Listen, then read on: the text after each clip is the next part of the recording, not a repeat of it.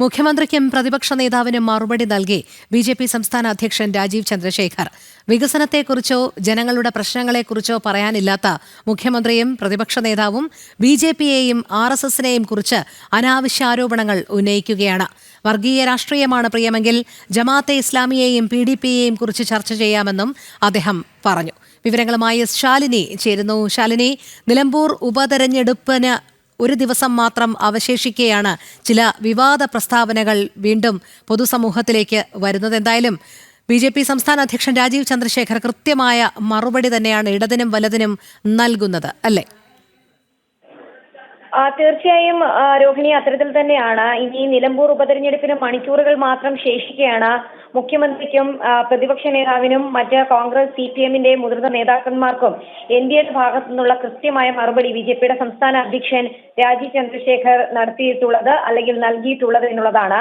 വോട്ടെടുപ്പ് നടക്കാനിരിക്കെ അവിടുത്തെ ജനങ്ങളുടെ പ്രശ്നങ്ങളെ കുറിച്ചോ ഒപ്പം തന്നെ വികസന വിഷയങ്ങളെ കുറിച്ചോ ഒന്നും തന്നെ കോൺഗ്രസിന്റെയും ഇടതുപക്ഷത്തിന്റെയും നേതാക്കന്മാർക്ക് പറയാനില്ല എന്നുള്ളൊരു വിമർശനമാണ് BJP സംസ്ഥാന അധ്യക്ഷൻ ഉന്നയിച്ചിരിക്കുന്നത്. ഒപ്പം തന്നെ BJPയെയും RSSനെയും കുറിച്ച് അനാവശ്യ ആരോപണങ്ങൾ ഉന്നയിക്കുക മാത്രമാണ് അവർ ചെയ്യുന്നതെന്നും അദ്ദേഹം പറയുകയുണ്ടായി.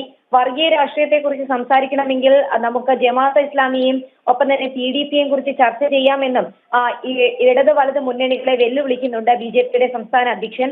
അവരെ രാഷ്ട്രീയ മുഖ്യധാരയിലേക്ക് കൊണ്ടുവരുന്നതിലൂടെ സംഭവിക്കുന്ന അപകടങ്ങളെ കുറിച്ച് സംസാരിക്കാമെന്നും രാജീവ് ചന്ദ്രശേഖർ ചൂണ്ടിക്കാട്ടുന്നുണ്ട്. നഷ്ടപ്പെടുത്തിയ 60 വർഷങ്ങളെ കുറിച്ച് പറയാതെ നുണകൾ ആവർത്തിച്ച് ജനങ്ങളെ തെരഞ്ഞെടുപ്പിന്റെ മണിക്കൂറുകൾ മാത്രം ശേഷി നിൽക്കെ വിഡ്ഢികളാക്കാനാണ് ശ്രമമെങ്കിൽ ഇനി അത് നടക്കില്ല എന്നുള്ളതും മറുപടിയായി അദ്ദേഹം നൽകുന്നുണ്ട്. നുണകളെ ഈ രാഷ്ട്രീയത്തെ തകർക്കാനുള്ള അവസരമായി കൂടിയാണ് നിലമ്പൂരിലെ ജനങ്ങൾ തെരഞ്ഞെടുപ്പിനെ കാണേണ്ടതെന്നും അദ്ദേഹം വോട്ടർമാരോട് പറയുകയുണ്ടായി. കൂടാതെ തന്നെ നിലവിലെ രാഷ്ട്രീയ സംസ്കാരത്തിന് അവസാനമിട്ട് പ്രവർത്തന മികവിന്റെ രാഷ്ട്രീയത്തിന് ശരി, ശാലിനിയാണ് വിവരങ്ങൾ നൽകിയത്.